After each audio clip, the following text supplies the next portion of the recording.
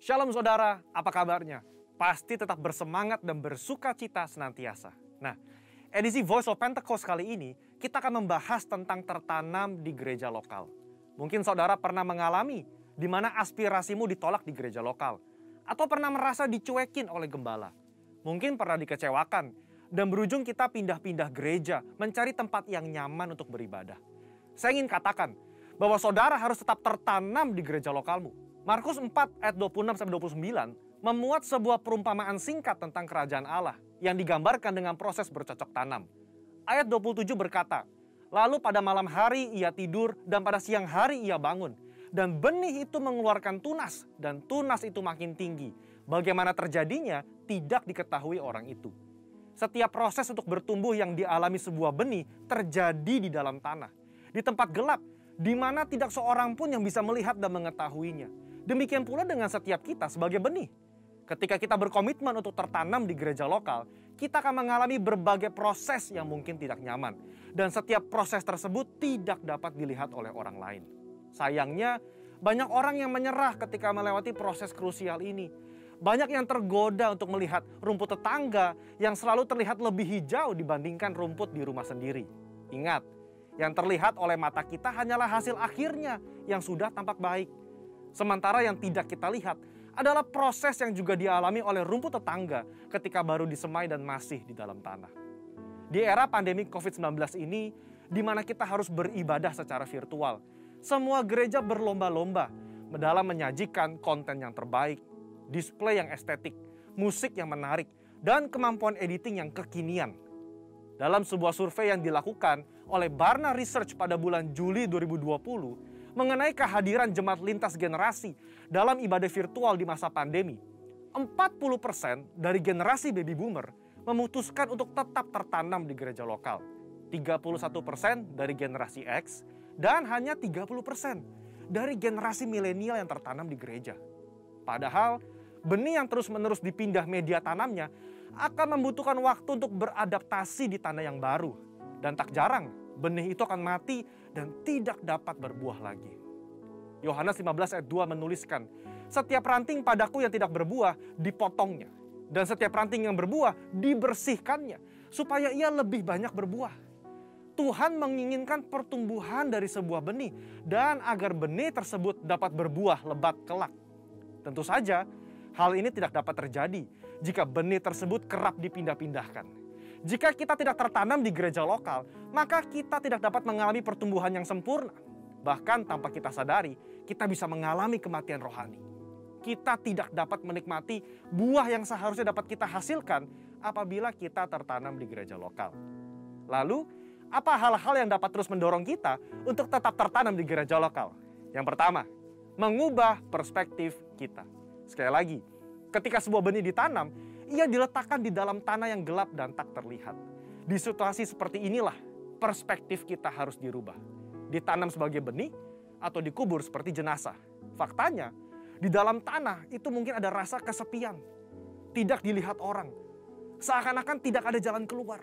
Saudara, kita bukan sedang dikubur, melainkan kita sedang ditanam. Jika kita berpikir bahwa kita sudah dikubur, maka tidak ada lagi pertumbuhan yang dapat kita alami.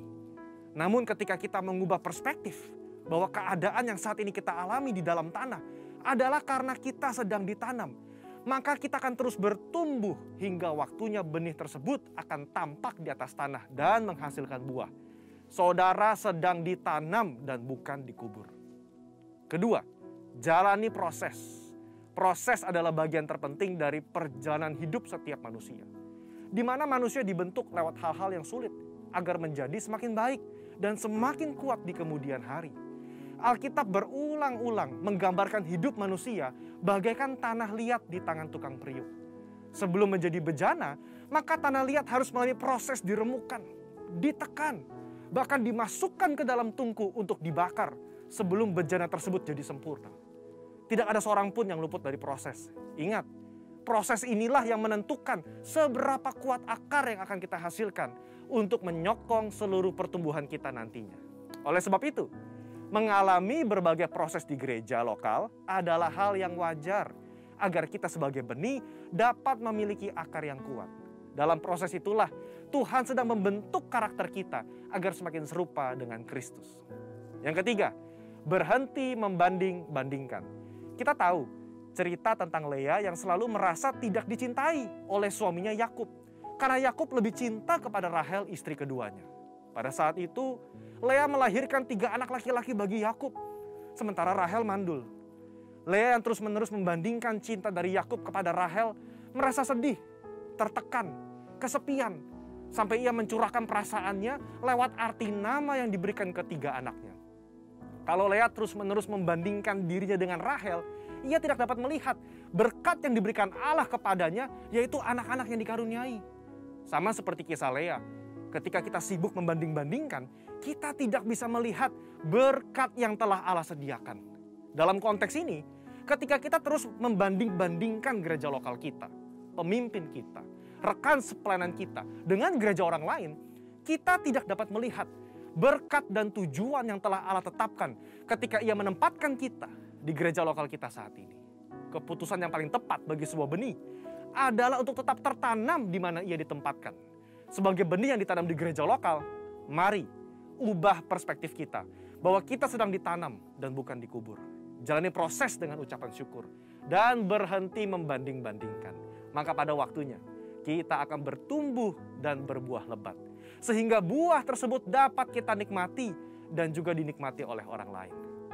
Untuk penjelasan lebih lengkapnya dari tim teologi kami, silakan buka link yang ada di atas atau scan QR Code yang tersedia. Salam integritas, Tuhan Yesus memberkati.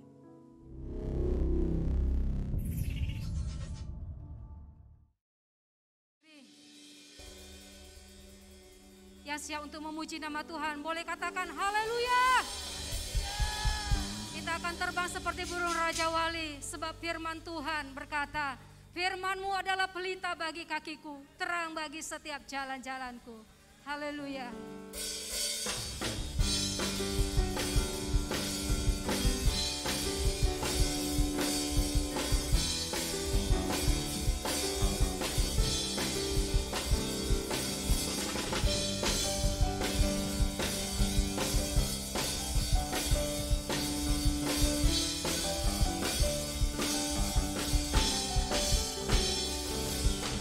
Firman-Mu Tuhan, kita bagi kakiku. Janji-Mu terang bagi jalan-jalanku.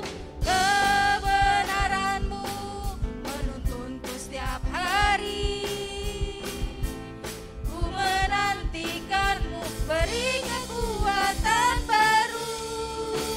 Ku kan terbang tinggi di awan bersama-Mu dalam kemuliaan. Sebab firman-Mu lagu menopang, ku kan aman dalam-Mu Tuhan. Mari katakan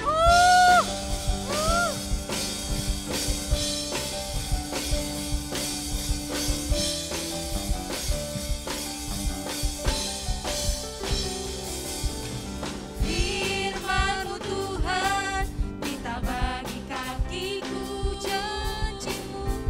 Janji-Mu terang bagi jalan-jalanku. Kebenaran-Mu menuntunku setiap hari. Ku menantikan-Mu, beri kekuatan baru. Mari sama-sama kita angkat tangan kita. Tinggi di awan bersama-Mu dalam kemuliaan.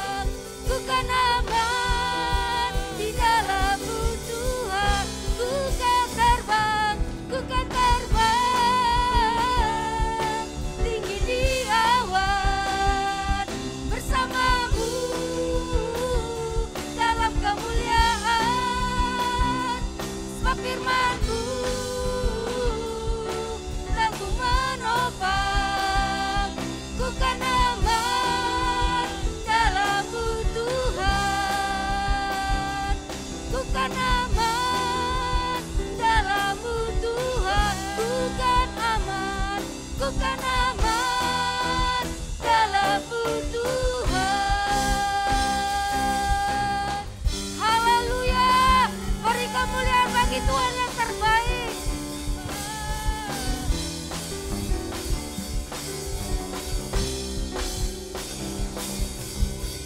Haleluya.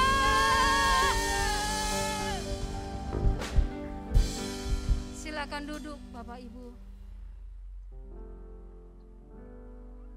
Pagi hari ini kita akan masuk di dalam penyembahan kita. Mari siapkan hati, siapkan pikiran kita, siapkan hidup kita untuk kita boleh memberi yang terbaik kepada Tuhan pada pagi hari ini. Di dalam penyembahan kita, kita percaya Tuhan hadir di tempat ini. Bahkan di setiap rumah-rumah umatnya Tuhan hadir. Terima kasih Tuhan Yesus buat pagi hari ini Tuhan. Kami percaya Tuhan, Engkau berfirman, Roh-Mu terus ada di dalam setiap kami Bapa. Engkau berfirman Tuhan, Engkau berkata bagi kami Tuhan Yesus pagi hari ini. Engkau ada dalam setiap langkah di hidup kami Bapa pada pagi hari ini. Kami mengucap syukur Bapa buat pagi hari ini Tuhan. Terima kasih Tuhan Yesus, terima kasih Bapa. Haleluya. Terima kasih Tuhan. Terima kasih Yesus. Terima kasih. Kami bersyukur Tuhan buat pagi hari ini Tuhan. Sebab rahmat-Mu yang tidak pernah habis-habisnya bagi kami. Selalu baru setiap hari Tuhan. Terima kasih Tuhan Yesus. Terima kasih Bapa. Haleluya Tuhan Yesus. Terima kasih Tuhan. Mari Bapak Ibu, kita mau angkat satu pujian penyembahan kita pagi hari ini. Inilah doa kita kepada Tuhan pagi hari ini. Kita percaya Tuhan yang memberikan kekuatan, Tuhan yang memberikan pengharapan atas setiap pergumulan di dalam hidup kita. Terima kasih Tuhan Yesus. Firman-Mu berkata Kau besertaku, maka kuat roh dan jiwaku. Tangan-Mu Tuhan selalu ku nantikan. Di setiap langkah ku percaya. Firman-Mu berkata Kau besertaku. Ya Tuhan Yesus, maka setiap roh kami kuat di dalam Engkau Tuhan.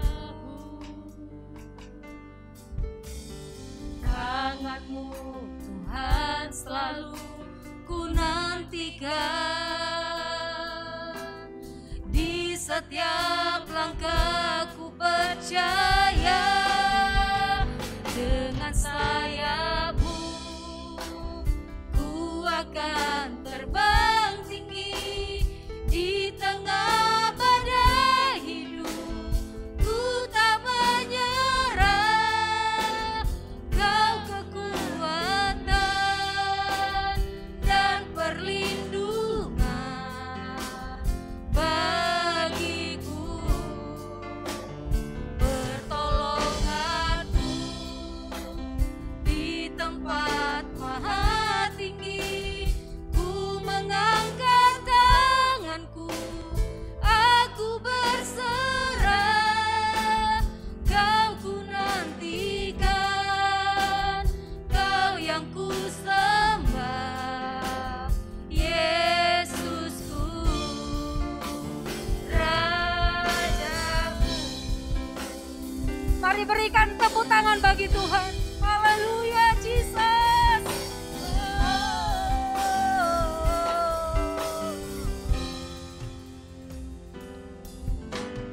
Firman-Mu berkata Kau besertaku, maka kuat roh dan jiwaku.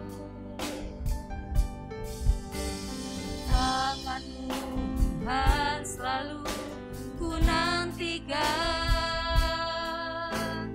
Di setiap langkahku percaya, dengan sayapmu ku akan terbang tinggi. Di tengah badai hidup ku tak menyerah. Kau kekuatan dan perlindungan bagiku, pertolonganku di tempat maha tinggi. Ku mengangkat tanganku, aku berserah. Kau ku nantikan, Kau yang ku sembah, Yesusku, Rajaku. Dengan sayapmu ku akan terbang tinggi. Di tengah badai hidup ku tak menyerah. Kau kekuatan dan perlindungan bagiku, pertolonganku di tempat maha tinggi. Ku mengangkat tanganku, aku berserah. Kau ku nantikan, Kau yang ku sembah, Yesusku, Rajaku. Mari Bapak Ibu saja yang angkat pujian ini. Oh, dengan sayapmu ya Tuhan Yesus, ya Rabashekena Rabasaka Karabayas. Yesus, Yesus Tuhan, ya Tuhan Yesus. Haleluya Tuhan Yesus. Terima kasih Tuhan. Kami percaya Tuhan Engkau hadir di sini. Terima kasih Tuhan Yesus. Haleluya. Pertolongan-Mu selalu tepat pada waktunya Tuhan. Kami percaya Tuhan. Yesus, Yesus Tuhan. Terima kasih Tuhan Yesus. Terima kasih. Haleluya Tuhan.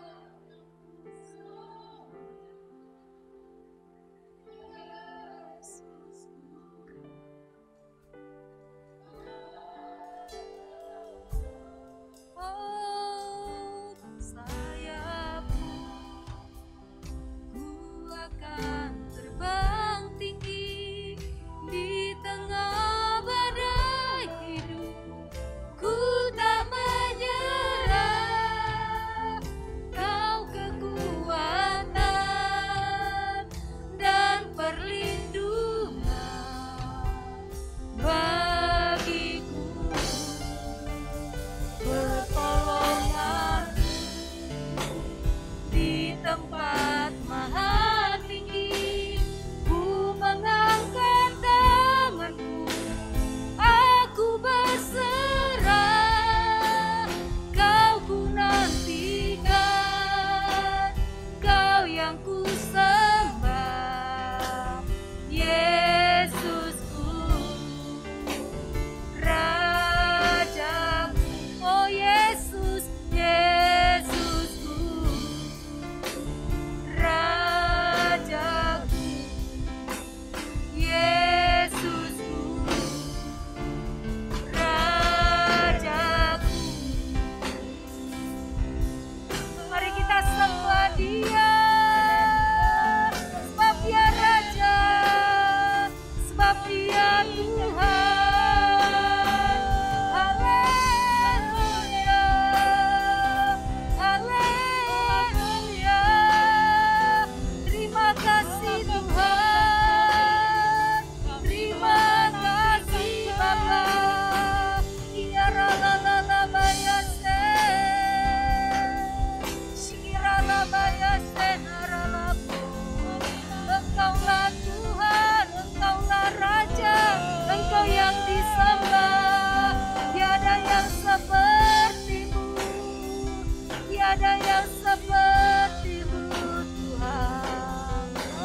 Kau besar, Kau ajaib. Haleluya. Terima kasih Tuhan. Terima kasih Yesus. Ya la la la la la la bayase. Ya la la bayase na ra ra ra ra ra ra ra bayase. Engkau sungguh baik bagi kami Tuhan. Engkau sangat baik bagi kami. Kasih-Mu tiada berubah. Kami naikkan syukur. Kami naikkan syukur bagi-Mu Tuhan. Ya la la la la la la la la la la la la la la la la la la la bayashe. Ya la la la la bayasha karala bayashande. Terima kasih Tuhan. Dengan apakah kami membalas kebaikan-Mu Bapa? Hanya dengan memuji menyembah-Mu Tuhan.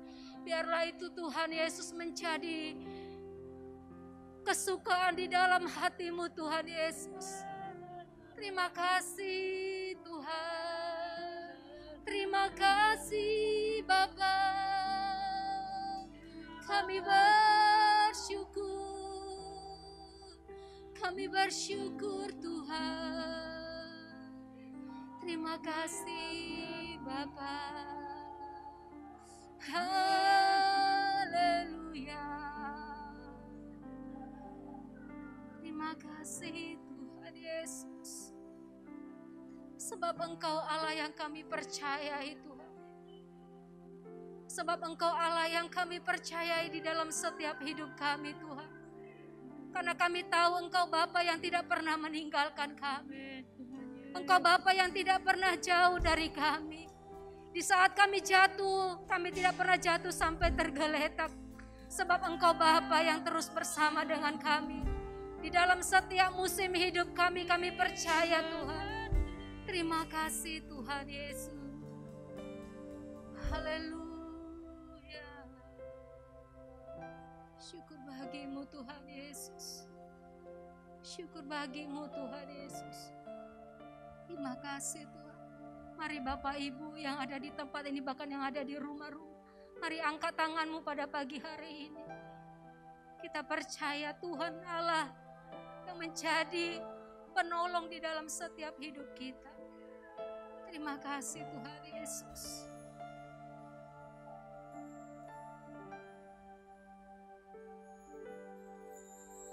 Haleluya Yesus.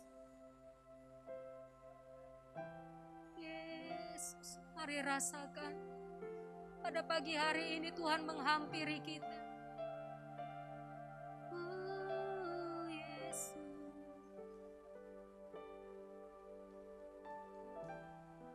Yesus.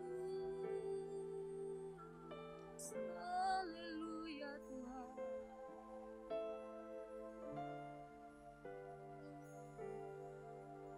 Terima kasih Tuhan Yesus. Sebab Engkau Allah yang ku percaya, di dalam hatiku hanya Engkau Yesus yang sanggup memberikanku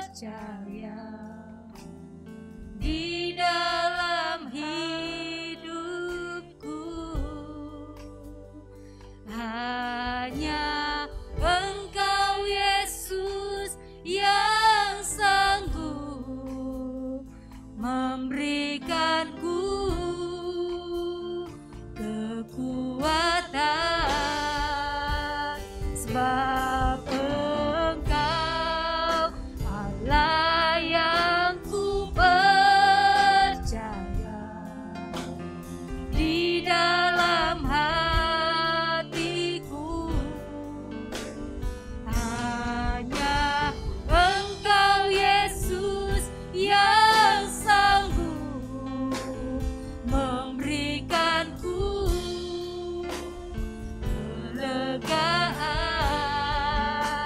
sebab Engkau Allah yang ku percaya.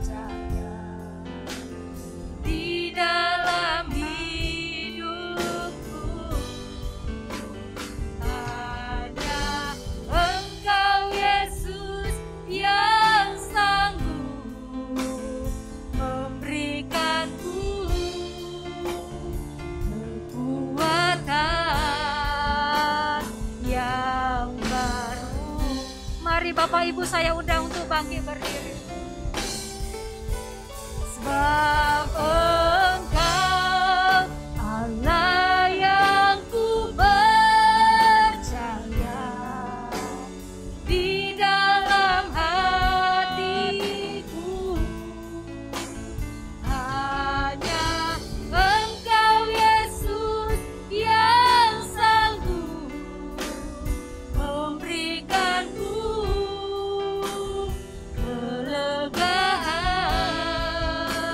sebab Engkau Allah yang ku percaya. Di dalam hidupku hanya Engkau Yesus yang sanggup memberikanku kekuatan yang baru. Hanya Engkau Yesus memberikanku kekuatan. Oh, hanya Engkau Yesus, hanya Engkau Yesus memberikanku kekuatan yang baru. Haleluya, haleluya. Mari sekali lagi Bapak Ibu, mari kita angkat tangan kita. Sebab Engkau Allah yang ku percaya. Di dalam hatiku,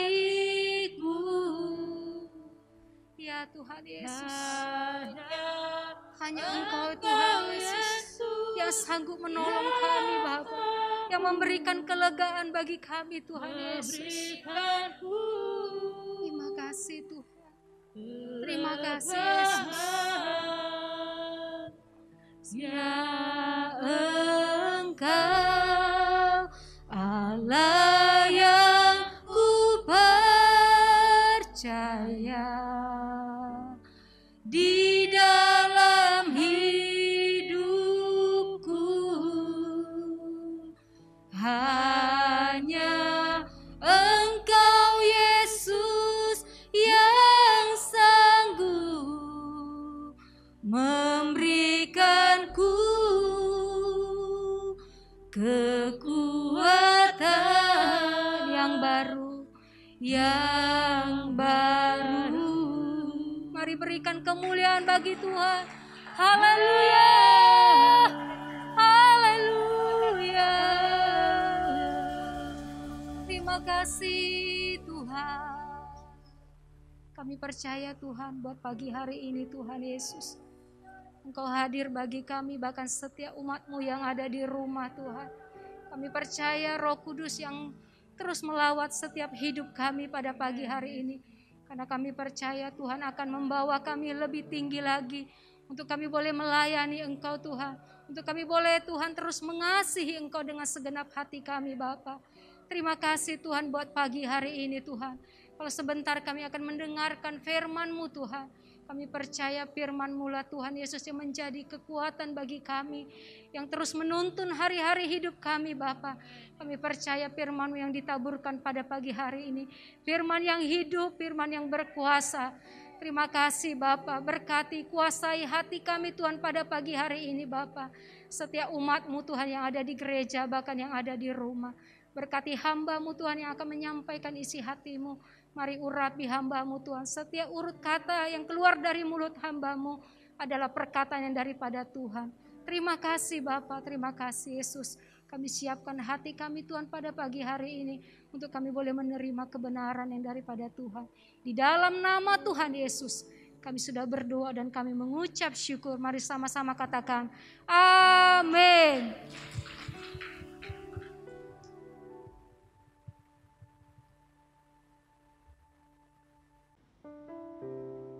Shalom saudara yang dikasihi Tuhan Yesus. Shalom Bapak Gembala, Bapak Pastor Chris Gideon, beserta Ibu dan keluarga besar GBI NCC New Cikarang Church. Nah, izinkan saya mengajak Bapak Ibu semua mengawali perenungan firman Tuhan kita pada hari ini dengan melihat kitab Wahyu pasalnya yang ke-19 ayatnya yang ke-7. Saudara, dalam Wahyu pasal 19 ayatnya yang ke-7, di situ dikatakan, marilah kita bersukacita dan bersorak-sorai dan memuliakan Dia, karena hari perkawinan anak domba telah tiba dan pengantinnya telah siap sedia. Nah, saya ingin mengajak kita coba merenungkan sebentar tentang perjalanan spiritual. Karena saya merasa perjalanan rohani itu bisa kita pahami dengan memperhatikan sebuah analogi tentang bagaimana orang tua membesarkan anak-anaknya. Nah, kalau saudara sama seperti saya, kita sudah jadi orang tua, kita memiliki anak-anak yang kita besarkan, maka kita semua menyadari bahwa pada satu saat peranan kita sebagai orang tua untuk membesarkan anak akan sampai kepada kesudahannya. Kapan itu saudara? Ketika si anak itu menjadi dewasa dan siap untuk menikah, ya, siap untuk mengambil langkah selanjutnya yang terpenting dalam hidupnya, yaitu untuk memilih seorang pasangan untuk menjadi pasangan hidupnya dan membangun sebuah keluarga. Itulah sebabnya Paulus pernah berkata bahwa selama seorang anak belum akil balik, ya, kita nggak bisa mempercayakan warisan. Warisan itu nggak bicara tentang materi, berkat, apa yang dia nikmati. Tapi warisan atau legacy atau inheritance itu bicara tentang tanggung jawab. Jadi seorang anak harus akil balik. Dia harus dewasa untuk akhirnya dapat dipercayakan sebuah tanggung jawab. Bahkan Tuhan sendiri pernah berkata di dalam kitab Kejadian bahwa manusia yang Dia ciptakan ini, ya, Adam sebagai pria akan meninggalkan ayahnya dan ibunya dan bersatu dengan istrinya sehingga mereka menjadi satu daging. Dengan kata lain, ada akhir dari proses kita membesarkan anak-anak. Ketika mereka menikah, mereka bukan lagi menjadi bagian dari tanggung jawab kita. Mereka sudah memiliki keluarga yang baru.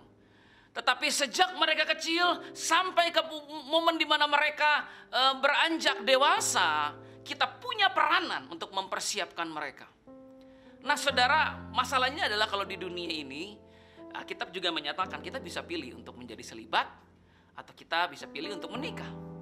Contohnya Paulus memilih untuk selibat. Tetapi tidak sama halnya dengan pertumbuhan rohani.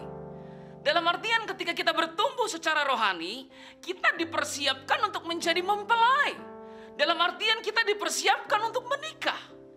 Menikahi siapa? Menikahi Yesus sebagai mempelai pria. Jadi nggak ada itu opsi, saya sih cuma pengen jadi orang Kristen biasa-biasa aja Pak. Saya cuma pengen jadi orang Kristen yang baik ya, nggak bikin repot-repot lah, nggak terlalu fanatik, ya nggak terlalu ekstrim kayak yang lain, atau yang nggak terlalu agamawi, legalisme kayak yang lain. Saya sih biasa-biasa aja Pak, ya nggak ada itu opsi biasa-biasa aja, nggak ada. Karena pertumbuhan rohani kita sudah didesain dalam satu rancangan yang luar biasa oleh Tuhan, di mana kita harus menjadi mempelai. Entah menjadi mempelai Yesus, entah menjadi mempelai iblis, dan binasa selama-lamanya dalam kematian yang kedua. Jadi saudara, pertumbuhan rohani jangan lagi dipandang hanya sekedar sebagai sebuah pertumbuhan rohani di mana saya menjadi orang yang mengenal Tuhan, saya menjadi orang Kristen yang baik, saya jadi orang Kristen yang diberkati, saya jadi orang Kristen yang sukses, saya terlibat dalam pelayanan. Tapi kita harus mampu melihat diri kita mengarah kepada sebuah tujuan yang paling tinggi dan mulia selama ada di bumi ini, yaitu menjadi mempelai yang siap sedia. Ya, Wahyu 19 ayat 7 tadi berkata, dan pengantinnya telah siap sedia. Nah saudara, kata siap sedia di dalam bahasa aslinya memiliki dua arti yang saya ingin coba kita sama-sama pahami. Yang pertama adalah to make the necessary preparation, to get everything ready. Jadi pengertian yang pertama saudara dari pengertian tentang siap sedia itu adalah mempersiapkan segala sesuatunya. Nah, pernah nggak saudara punya pengalaman ya ketika saudara mempersiapkan pernikahan ribetnya minta ampun. Ketika saudara mempersiapkan pernikahan anak mungkin atau mempersiapkan pernikahan saudara mungkin ada keribetan ya, ada kebingungan, ada kekacauan yang mungkin saudara lihat. Mengapa? Karena saya percaya nggak ada satu orang pun ya yang benar-benar waras mempersiapkan untuk menikah dengan tujuan supaya cerai. Kecuali ya artis-artis mungkin yang menggunakan itu sebagai cara untuk menaikkan popularitas. Dan mereka menodai arti dari pernikahan. Tetapi orang waras enggak begitu. Ya, orang-orang apalagi yang mengerti, menghargai lembaga pernikahan apapun agamanya akan memandang begitu istimewa hari pernikahan itu. Sehingga mereka akan mempersiapkan dengan baik. Nah masalahnya adalah saudara, seringkali bukan cuma kita yang sibuk mempersiapkan, keluarga kita, ya pihak keluarga pria, pihak keluarga wanita, gereja, tetangga, ya satpam komplek, pokoknya semua ribet. Sampai netizen kalau kita posting. Dan kadang itu membuat energi kita seakan menjadi terkuras. Kita menjadi stres, kita menjadi tertekan, kita menjadi tidak balance secara emosional, terjadi konflik yang bisa membuat pernikahan yang seharusnya dipersiapkan dengan baik gagal. Saudara, di dunia ini ada dua hal yang terjadi ketika satu pernikahan gagal. Yang pertama karena kekeliruan dari manusia itu sendiri. Yang kedua karena Tuhan mengintervensi, karena dia nggak berkenan dengan pernikahan itu. Tetapi kalau kita bicara tentang pernikahan rohani, di mana kita akan menikah dengan mempelai pria yaitu Yesus Kristus, ya nggak ada kegagalan dong harusnya. Nggak ada opsi ya nggak apa-apa mungkin kalau nanti gagal menikah dengan Yesus ada opsi lain. Nggak ada opsi lain saudara. Dengan kata lain ketika kita akan menikah dengan Yesus nanti, itu sudah menjadi titik puncak dari pertumbuhan kerohanian kita. Nah hari ini saya ingin mengajak saudara semua untuk memperhatikan ya Ester pasal 2 ayatnya yang ke-12. Di dalam Ester pasal 2 ayat 12 dikatakan begini. Tiap-tiap kali seorang gadis mendapat giliran untuk masuk menghadap Raja Ahasiweros, dan sebelumnya ia dirawat menurut peraturan bagi para perempuan selama 12 bulan. Sebab seluruh waktu itu digunakan untuk pemakaian wangi-wangian, 6 bulan untuk memakai minyak mur, dan 6 bulan lagi untuk memakai minyak kasai, serta lain-lain wangi-wangian perempuan. Nah saudara, apa yang bisa kita tangkap dari proses ini? Ya proses ini sebenarnya saya coba bacakan dalam terjemahan bahasa Inggrisnya. Dikatakan begini. For so were the days of their purifications accomplished. Jadi hari-hari pemurnian mereka ketika selesai, ketika dilakukan, ketika digenapi. Ya 6 bulan dengan minyak mur, 6 bulan lagi memakai minyak kasai. Maka seorang perempuan siap untuk memasuki satu langkah-langkah menuju pernikahan. Karena dia sudah dimurnikan. Dengan kata lain kita belajar bahwa untuk kita bisa menjadi mempelai Kristus, kita harus terus-menerus memberi diri kita dimurnikan. Ya, kita harus terus-menerus memberi diri kita dipulihkan. Di gereja kami ada kegerakan pemuridan man to man, dan yaitu mentoring ya, man mentoring man, dan WMW, woman mentoring woman. Nah salah satu hal yang saya perhatikan itu begini, ada banyak orang yang khususnya di gereja kami yang mungkin gak mau ikutan. Karena merasa saya udah pulih. Ya saya nggak perlu lagi diajarin. Saya udah beres. Ya, padahal sebenarnya kita mengadakan acara itu bukan untuk menunjukkan betapa seseorang itu belum pulih. Kita mengadakan acara itu, kegerakan itu dengan tujuan supaya kita bisa sama-sama kembali melihat kehidupan kita. Dan meminta Tuhan memurnikan kehidupan kita. Nah, secara pribadi saya diberkati dengan kegerakan ini. Oleh karena kegerakan ini membawa saya menyadari ya apa yang sebenarnya di dalam hidup saya masih perlu dipulihkan dan diperbaiki. Nah, saudara, ketika kita mau menjadi mempelai, kita tidak pernah boleh berpikir bahwa kita sudah sempurna, atau kita sudah beres, atau kita kayaknya udah gak seperti yang lain. Kita harus terus punya kerendahan hati dan berkata, ujilah aku Tuhan, selidiki hati dan batinku. Karena dengan begitu proses pemurnian yang seharusnya memang dilewati oleh mempelai wanita itu dapat dilakukan. Nah, yang kedua, saudara, arti kata siap sedia itu sebenarnya diambil dari kebiasaan ya tradisional, pola budaya tradisional pada zaman itu, di mana sebelum seorang raja akan datang ke sebuah tempat, akan dikirim orang-orang untuk meratakan jalan dan membuat jalan tersebut dapat dilewati oleh sang raja. Dengan kata lain, ketika dikatakan pengantinnya sudah siap sedia, pengertian pertama kita mendapat satu pengertian yang pasif, di mana kita memberi diri kita dimurnikan oleh Roh Kudus, disucikan terus oleh firman dan roh. Tetapi di pengertian yang kedua kita melihat pengertian yang aktif, di mana mempelai ini mempersiapkan jalan bagi kedatangan sang raja. Di dalam Yesaya pasal 40 ayat 3 sampai 5. Di situ dikatakan ada suara yang berseru-seru, persiapkanlah di padang gurun jalan untuk Tuhan. Luruskanlah di padang belantara jalan raya bagi Allah kita. Setiap lembah harus ditutup dan setiap gunung dan bukit diratakan. Tanah yang berbukit-bukit harus menjadi tanah yang rata dan tanah yang berlekuk-lekuk menjadi dataran. Maka kemuliaan Tuhan akan dinyatakan dan seluruh umat manusia akan melihatnya bersama-sama. Sungguh Tuhan sendiri telah mengatakannya. Saudara, menjadi mempelai, yang pertama kita memberi diri kita dimurnikan terus, dipulihkan terus, dikuduskan, disucikan, dibentuk, diproses. Tetapi dalam hal lain, kita pun mempersiapkan jalan bagi kedatangan Tuhan. Melalui apa? Melalui kita terlibat di dalam melayani Tuhan. Amin, saudara.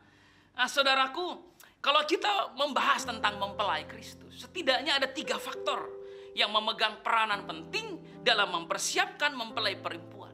Faktor pertama tentu saja mempelai laki-laki. Mengapa faktor pertama ini menjadi penting? Oleh karena Yohanes pasalnya yang ke-15 berkata, bukan kamu yang memilih aku, tetapi akulah yang memilih kamu. Jadi faktor atau peranan mempelai laki-laki ini begitu penting. Karena mempelai laki-laki beserta dengan keluarganya yang memilih mempelai perempuannya. Sehingga saudara, keluarga dari mempelai laki-laki akhirnya membayar mahar untuk terjadinya sebuah pertunangan sebelum pernikahan. Mahar itu kita lihat dan kita alami melewat pengorbanan Yesus di kayu salib. Makanya Paulus pernah berkata, aku telah mempertunangkan kamu dengan Kristus. Jadi saudara, ketika saudara menerima Yesus sebagai Tuhan dan Juru Selamat, saudara sudah dipertunangkan dengan Yesus. Di dalam artian, saudara sebenarnya sudah memiliki sebuah ikatan perjanjian dengan Yesus. Dan saudara sudah dibayar dengan harga yang mahal, yaitu kematian dari Yesus, darah yang tercurah di kayu salib. Nah, saudaraku, yang kedua, faktor yang kedua adalah mempelai perempuan.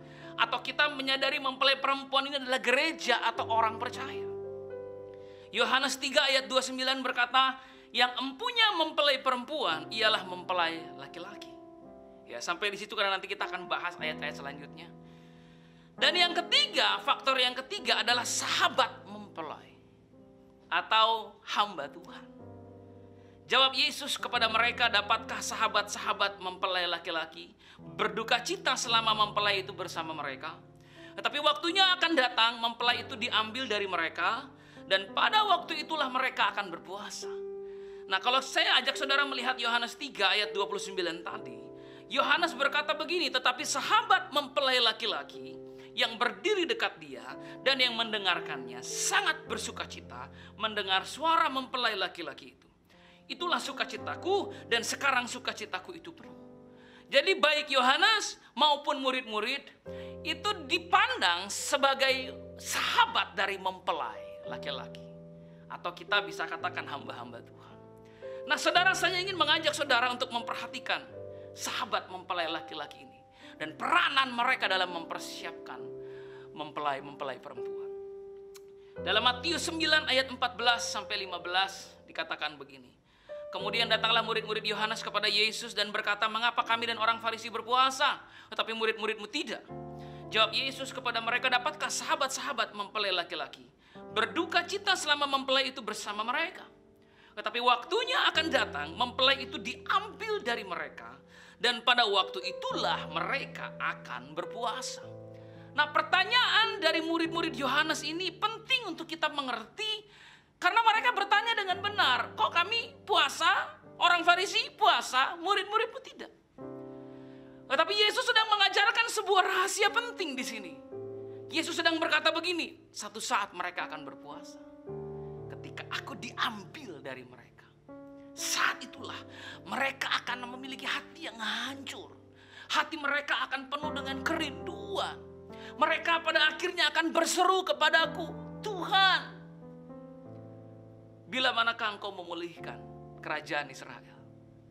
Tuhan, bila manakah engkau akan kembali? Maranatha." Mengapa seruan itu muncul? Karena ternyata puasa yang mereka lakukan, pelayanan yang mereka lakukan, kehidupan rohani yang mereka lakukan tidak berlandaskan legalisme atau sekedar aturan-aturan agamawi, tetapi mereka melakukan itu atas dasar cinta. Karena mereka mengasihi Tuhan. Saudara, sahabat mempelai laki-laki adalah mereka-mereka yang mencintai mempelai laki-laki itu sedemikian rupa. Adalah orang-orang yang mencintai Yesus dengan luar biasa. Sehingga mereka mengambil peranan mereka untuk mempersiapkan mempelai perempuan, yaitu gereja, yaitu jemaat, untuk menjadi jemaat yang layak, tak bercacat celah di hadapan mempelai laki-laki nanti, yaitu Yesus. Nah, saudaraku, dengan kata lain, kalau ada mempelai, sahabat-sahabat mempelai laki-laki yang tidak memiliki cinta kepada Yesus, bagaimana caranya mereka bisa mempersiapkan mempelai perempuan? Kalau ada hamba-hamba Tuhan yang gak lagi punya hati untuk Tuhan, gak lagi punya cinta kepada Tuhan, yang terbelenggu dengan semua legalisme dan tradisi, dan hanya sekedar semua rutinitas agamawi dalam pelayanan, bagaimana saudara?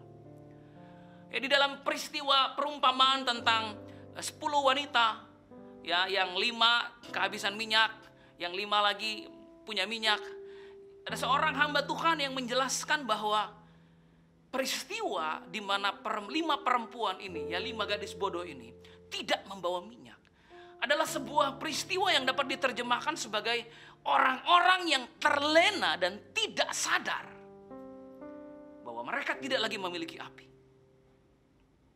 Mereka tidak lagi memiliki api yang berkobar. Bahwa mereka tidak memiliki minyak, yaitu pengurapan dari Roh Kudus. Mau jadi apa pengantin perempuannya kalau sahabat mempelai tidak lagi memiliki api, tidak lagi memiliki minyak dalam hidupnya? Bagaimana dengan saudara hari ini? Do you still have the fire of the Holy Spirit burning inside of you? Do you still have the anointing of the Holy Spirit burning inside of you? Atau pandemik ini membuat kita jadi orang-orang yang ya udah ikut ibadah Zoom tapi matiin aja videonya deh. Ya, nonton video online tapi sambil rebahan. Kenapa saudara? Apa kita jadi seperti itu? Atau kita jadi orang-orang yang mengejar Tuhan, yang mencintai Tuhan, yang dibakar dengan api Roh Kudus? Amin. Saudaraku, yang selanjutnya dalam 2 Korintus 11 ayatnya yang kedua, Paulus berkata begini, "Sebab aku cemburu kepada kamu dengan cemburu ilahi, karena aku telah mempertunangkan kamu kepada satu laki-laki untuk membawa kamu sebagai perawan suci kepada Kristus." Nah, sahabat mempelai laki-laki adalah hamba-hamba Tuhan yang yang memiliki passion untuk mempersiapkan mempelai perempuan bertemu dengan mempelai laki-laki. Lalu apa jadinya kalau sahabat-sahabat ini tidak melakukan kehendak Bapa? Dalam Matius pasalnya yang ke-7, ayatnya yang ke-21 sampai 23. Kita semua mungkin sudah mulai mengingat bagian firman Tuhan ini. Dikatakan begini, bukan setiap orang yang berseru kepadaku Tuhan, Tuhan akan masuk ke dalam kerajaan sorga, melainkan dia yang melakukan kehendak Bapakku yang di sorga. Kenapa? Karena pada hari terakhir banyak orang akan berseru kepadaku, Tuhan, Tuhan, bukankah kami bernubuat demi namamu? Kami mengusir setan demi namamu. Kami mengadakan banyak mujizat demi namamu juga. Bukankah kami melayani jemaatmu? Bukankah kami melayani gerejamu? Bukankah kami mempersiapkan gerejamu? Tetapi Tuhan pada hari itu akan berterus terang kepada mereka dan berkata, aku tidak pernah mengenal kamu. Enyahlah daripadaku, kamu sekalian pembuat kejahatan. Nah, mengapa menjadi begini? Karena konteks dari Matius 7 ini memang berbicara juga tentang penyesat-penyesat. Tetapi bukan cuma itu, kita bisa menjadi penyesat. Kita bisa menyesatkan umat Tuhan. Kita bisa menodai mempelai perempuan itu. Dengan apa? Dengan bernubuat, dengan menyembuhkan orang sakit, dengan mengusir setan, agar mempelai perempuan itu jatuh hati kepada kita. Bukan kepada mempelai laki-laki. Mempelai perempuan itu jatuh hati kepada kita, sahabat mempelai laki-laki. Dengan kata lain telah terjadi sebuah perselingkuhan rohani, perzinahan rohani antara sahabat-sahabat mempelai laki-laki, yaitu hamba-hamba Tuhan, gembala-gembala sidang, koordinator-koordinator ibadah, penginjil, rasul, gulu, gembala, dengan jemaat yang adalah mempelai perempuan. Terjadi perselingkuhan di mana jemaat lebih mengidolakan sahabat mempelai daripada mempelainya. Di mana jemaat lebih cari sahabat mempelai daripada mempelainya. Di mana jemaat lebih menanti-nantikan kapan ya hamba Tuhan itu ada lagi? Kapan ya hamba Tuhan itu muncul lagi? Kapan ya hamba Tuhan itu diundang lagi? Tapi kita nggak lagi merindukan kehadiran Tuhan. Ketika majelis gereja, ketika jemaat gereja, ketika mempelai perempuan ini tidak lagi peduli apakah mempelai laki-laki itu akan datang atau tidak. Yang mereka mau cuman mereka di-entertain. Ya, mereka punya idola masing-masing. Ya, mereka suka dengan sahabat mempelai. Kok sahabat mempelainya lebih keren sih dari mempelainya? Ya. Pernah gak saudara misalnya nonton di Indosiar atau film Korea, ibu-ibu nonton film Korea di mana sahabat mempelai laki-laki jauh lebih ganteng dan jatuh hati dengan mempelai perempuan. Saudara, menurut tradisi Yahudi, ketika seseorang perempuan dipertunangkan dengan laki-laki, maka sebenarnya sudah ada ikatan hukum yang kuat yang mengikat satu sama lain. Bahkan ketika pada akhirnya terjadi perselingkuhan atau perzinahan sekalipun, cara memutuskannya enggak, ya udah putus saja, enggak. Tapi seperti memutuskan perkara perceraian. Nah, ketika Paulus berkata kita dipertunangkan dengan Yesus, itu artinya Paulus sedang berkata begini, aku terus membawa kamu untuk terus jatuh cinta kepada mempelai pria itu. Untuk kamu terus merindukan mempelai pria itu. Aku menceritakan tentang Yesus kepadamu. Aku memberitakan tentang anugerah Yesus kepadamu. Aku mendemonstrasikan kuasa Yesus kepadamu. Bukan supaya kamu jatuh hati sama aku, tapi supaya kamu jatuh hati kepada Yesus itu. Karena kamu satu saat akan bertemu dan menikah dengan Yesus Kristus anak domba itu. Nah, saudara, pertanyaannya sekarang menjadi bagaimana kita hamba-hamba Tuhan ini? Apakah kita nyaman, kita menikmati ya semua bentuk perhatian, semua perselingkuhan rohani kita dengan mempelai perempuan, yaitu gereja? Atau kita terus berkata kepada diri kita seperti Yohanes, dia harus makin bertambah, ku harus makin berkurang, karena Yesus saja disembah, ku di tempat paling belakang. Amin. Dia harus makin membesar, kita harus makin kecil.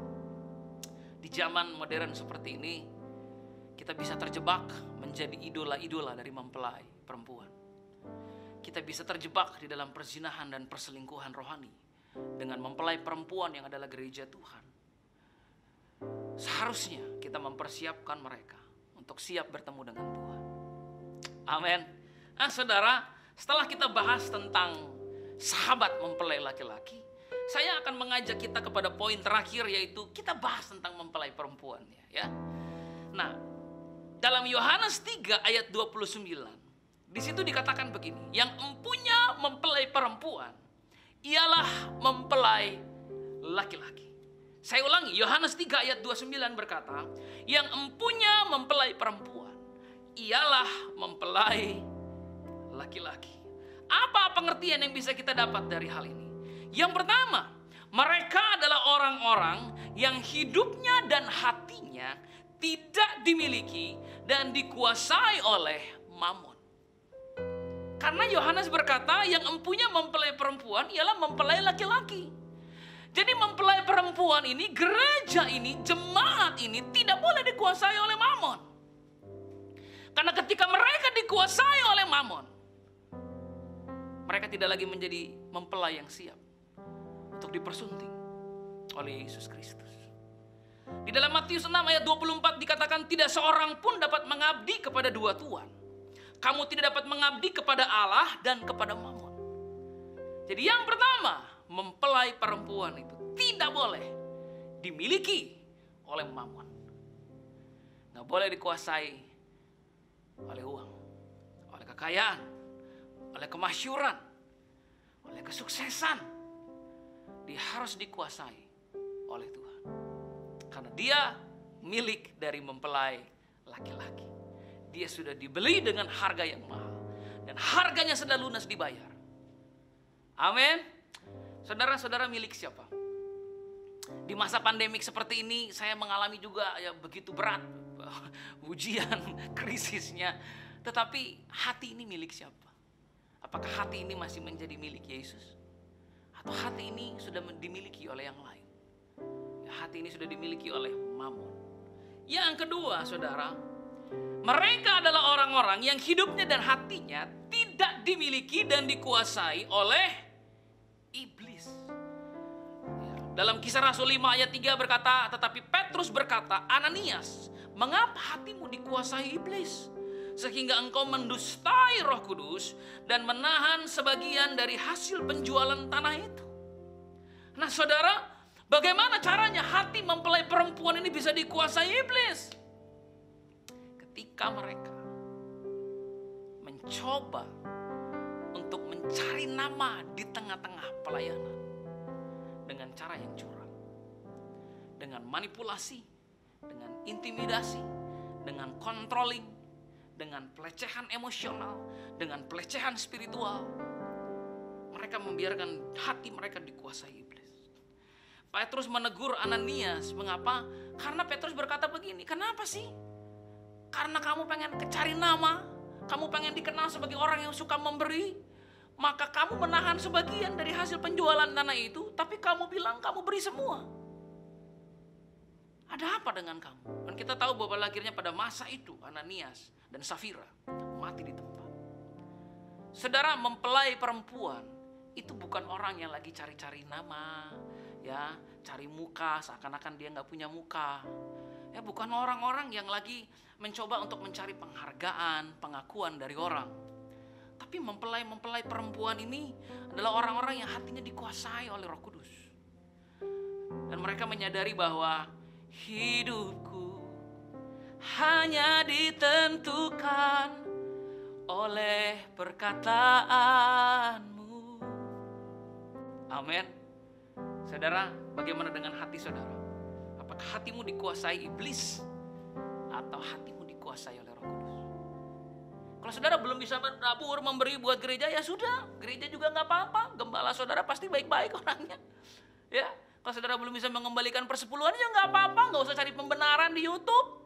Nggak perlu pak, zaman sekarang udah nggak usah. Udahlah, kalau emang nggak bisa ya nggak apa-apa. Saudara belum bisa terlibat di dalam aksi sosial, ya nggak apa-apa juga. Tuhan mengerti.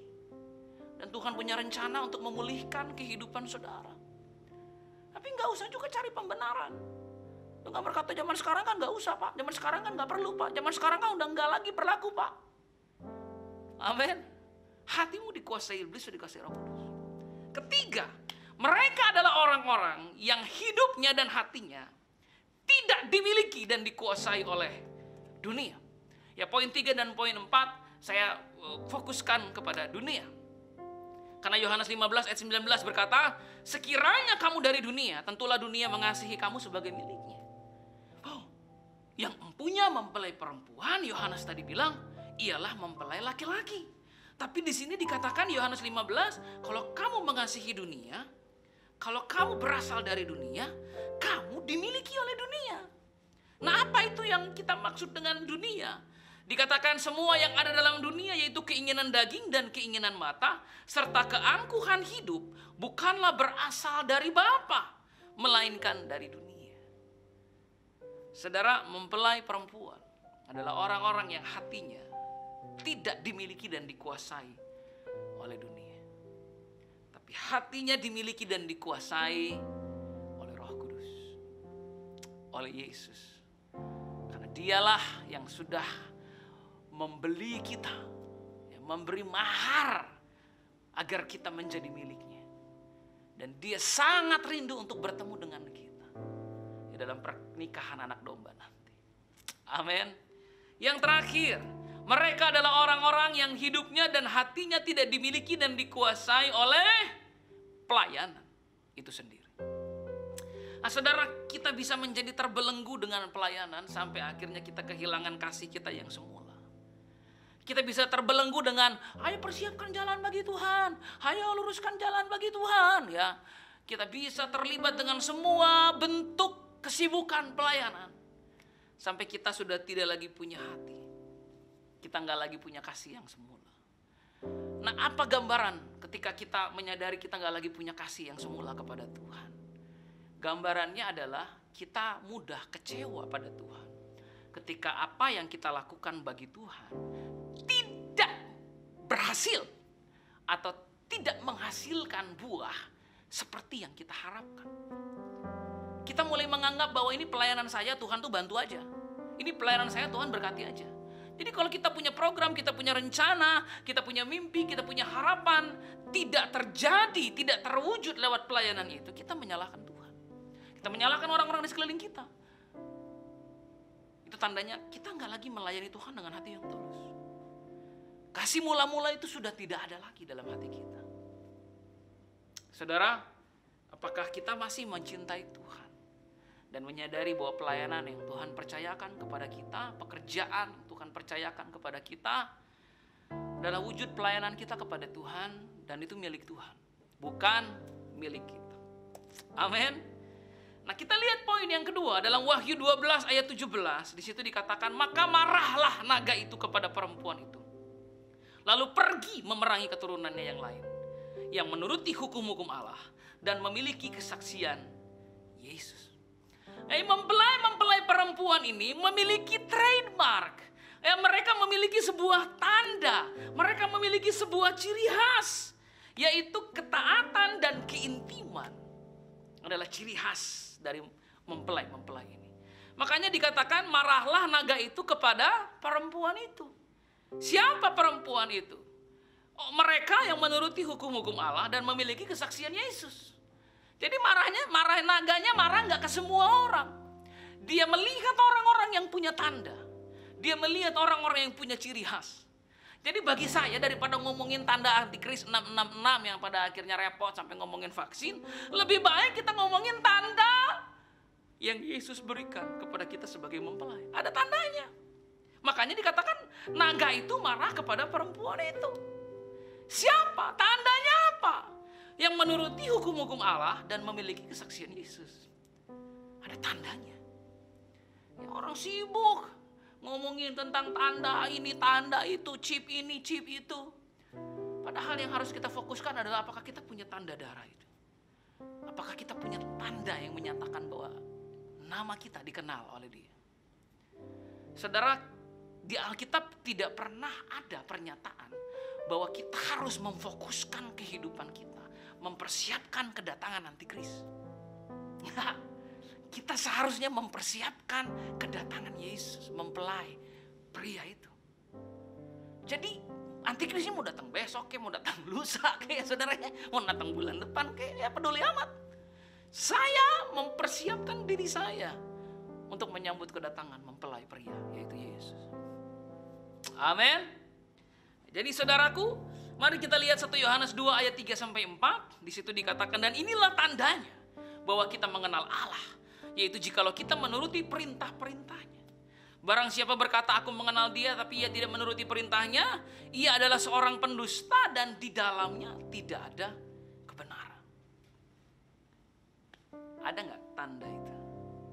Bukan 666, bukan. Ada nggak tanda itu? Bukan cip-cap-cip, bukan. Ada nggak tanda itu? Tanda yang menyatakan bahwa Anda dan saya adalah mempelai-mempelai Kristus. Amin. Terakhir, saudara. 2 Korintus 11 ayat kedua, Paulus berkata begini. Sebab aku cemburu kepada kamu dengan cemburu ilahi. Karena aku telah mempertunangkan kamu kepada satu laki-laki untuk membawa kamu sebagai perawan suci kepada Kristus. Nah, saya tertarik dengan perkataan perawan suci ini. Apa maksudnya perawan suci ini? Ya, karena kalau perawan itu kan suci harusnya ya. Namanya juga perawan. Tapi kok dikatakan perawan suci? Yang dalam bahasa aslinya ya memiliki arti innocent, modest. Apa sih artinya innocent, modest? Ya, saudara, saya ingin saudara memperhatikan sungguh-sungguh karena kita akan segera selesai. Izinkan saya menceritakan kisah seorang calon mempelai. Sekali waktu ada seorang perempuan. Ya, dia sangat bergairah, dia sangat excited karena dia akan segera masuk kepada pernikahan. Ya, lalu dia dengan segala keterbatasannya mencoba untuk mencari gaun yang terbaik. Dan dia tanya kepada mempelai prianya, kamu suka nggak dengan gaun ini? Mempelai prianya bilang, aku suka dengan gaun ini. Bagaimana kalau aku pakai gaun ini untuk pernikahan kita? Wah, boleh banget, aku suka. Ya, jadi mempelai pria suka, mempelai wanita suka. Tetapi masalah terjadi ketika mulai ada orang luar yang nggak suka. Ya, mereka bilang kurang fashionable, kurang mewah gaunnya, ya, kurang mengentertain audience. Harusnya mempelai perempuan itu agak cantik ya. Maksudnya makeup artisnya tuh yang agak terkenal ya masa yang begitu. Ya akhirnya orang-orang mulai ngomong macam-macam. Akhirnya si mempelai perempuan ini mulai stres. Dia tertekan. Dibilang, aduh saya harus gimana ya? Aduh saya harus seperti apa ya? Aduh baju seperti apa yang harus saya kenakan nanti ya? Karena ini baju mempelai prianya udah suka. Ya, saya suka. Oh, keluarga mempelai pria suka. Keluarga mempelai wanita suka. Tapi kok ada orang-orang yang gak suka gimana ya? Ya masa nanti kamu jalan orang-orang lihat, kok pakaiannya gitu banget. Kan gak seru. Jadi dia stres mikirin tentang gaunnya harus bagaimana karena orang gak suka. Ya orang punya pendapat, orang punya penilaian, orang punya pandangan sendiri. Orang bilang kurang fashionable, kurang mewah, kurang mengentertain audience. Akhirnya ujung-ujungnya dia gak jadi married, saudara. Karena semua tekanan itu membuat dia konflik dengan mempelai prianya. Ya, berantem. Dan akhirnya mereka tidak jadi menikah. Apa yang bisa saudara ambil dari kisah ini? Kadang kita sebagai gereja mempelai perempuan, kita tuh terlalu memperhatikan pangsa pasar. Ya, kurang keren, kurang mengentertain gerejanya. Ya, sekali waktu saya ingat di Cirebon ada satu ibadah anak muda dan salah satu pemimpin di sana bertanya begini, kok bagaimana caranya supaya ibadah anak muda tuh nggak membosankan? Ya, gimana caranya supaya anak-anak muda kalau datang ibadah nggak bosan? Lalu akhirnya saya jawab, itu impossible. Itu impossible. Kenapa? Karena ibadah gereja itu sendiri, ibadah itu sendiri, penyembahan itu sendiri tidak pernah didesain untuk membuat Anda terentertain terus. Ada saatnya manusia bosan dan bisa berbagai macam hal yang buat manusia bosan. Ya.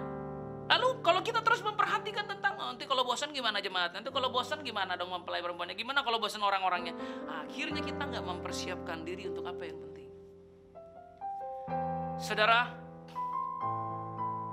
yuk hari ini kita menyadari bahwa panggilan kita adalah untuk mempersiapkan diri menjadi mempelai Kristus.